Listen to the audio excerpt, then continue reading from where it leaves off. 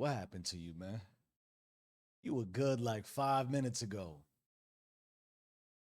Then you picked up your phone, scrolled one reel, saw one post, just like that. Boom. Your piece dropped about 10%. Now look at you. Your dreams feel delayed, your wins feel like warm ups, and your joy, that's been filtered. So let me make it plain for you, my beautiful people. Today, we're talking about the powerful motivating factor of comparison and how comparison is not a mirror, but rather it's a weapon. But the only reason it's cutting you is because you're the one holding the blade backwards. Ouch. You see, you cannot resurrect with somebody else's pulse. You cannot become God in your own life while clocking in at somebody else's temple. So hear this. This episode today is a burial for the version of you that waited for permission, for every emotion borrowed from somebody else's highlight reel. So today we're not comparing wounds. Today we're killing the need to be seen. Comparison. Let's die in it together. Now, I am like you, no different, although I'm a bit sexier. I've envied people I'll never meet, strangers who don't know me, but would probably trade lives if they did. Really think about that. Because I've let somebody else's moment distort my mission. I've turned celebration into self-sabotage. So you see, comparison didn't just make me bitter. Comparison made me forget. Forget who I am. Forget what I have. Forget that my covenant is custom, my image from God, my consciousness, my creation. It's not copy paste. So you see, this is not about jealousy. What this is about is identity amnesia. Because the second you measure your value by somebody else's pace, that is the moment you lose ownership of authorship for your covenant, your life. So let's drag this disease into the light together. Because comparison is not just killing your confidence, it is assassinating your authority. Let's start here. Let's break the algorithm in your brain. Comparison. Comparison is a trauma loop, a survival scan turned self-destruction. Hear this. Comparison triggers the default mirror reflex, which is where your subconscious starts to check others for threat, worth, or safety, intended to be powerful for your growth. But in the digital world, the mirror got hijacked. So now your nervous system is reacting to someone else's curated life, the real that's not real, as if it's your own unfinished failure. So you see, what this means is you're not just watching, and it's not harmless. You're now injecting yourself into it. Injecting with no context, no consequence. Just emotional trespassing on somebody else's timeline. Think about that, because here's the danger. Your brain, your consciousness, it can't hold your identity if it was never authored, but it does need an identity.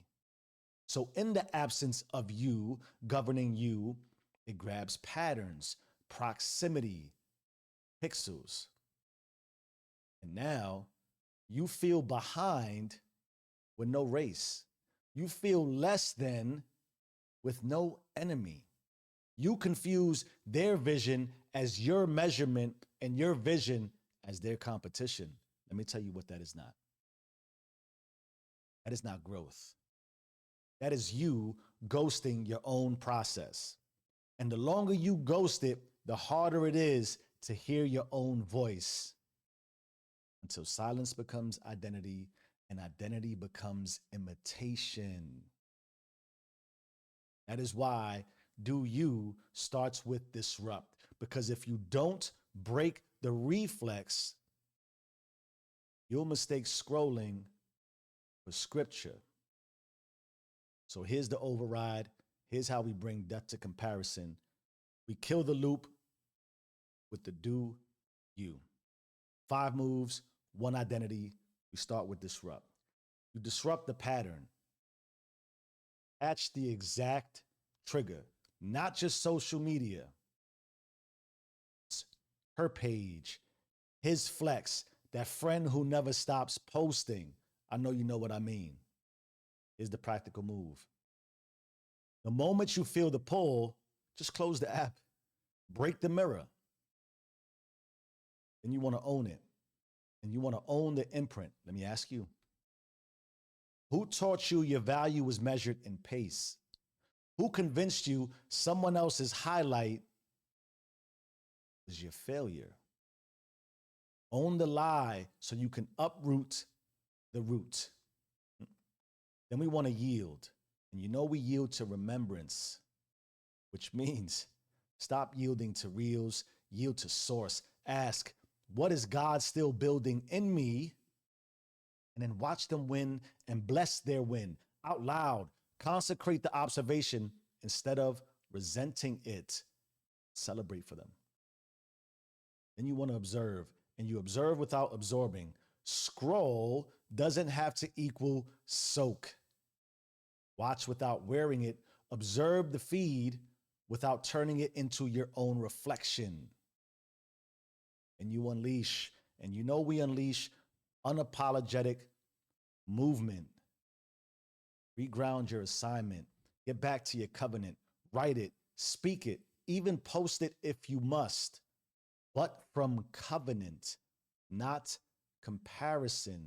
Remember, you are not early, you are not late, you are on divine time. And comparison dies when identity stands up. So stand, and let's stand together, kill comparison, and bring it home with a prayer. My God, the infinite, strip me of the hunger to be seen by the wrong eyes. Kill every piece of me that still glances sideways.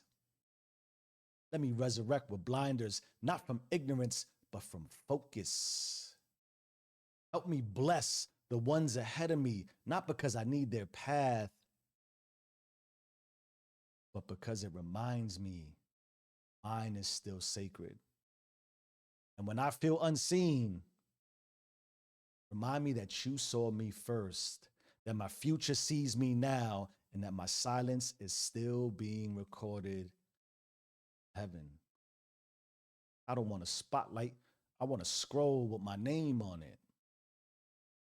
Let me create like no one else can. Let me move like I've already arrived. Let me remember. Comparison is a lie, dressed like logic. Day. Today I die to that lie and I rise in remembrance. Let it be so, let it be sealed. Let me move like it's recorded because you own it or be owned by it. You either run the system. System runs. Change your mind, change your life. I am who I say I am. Do you and stay rich.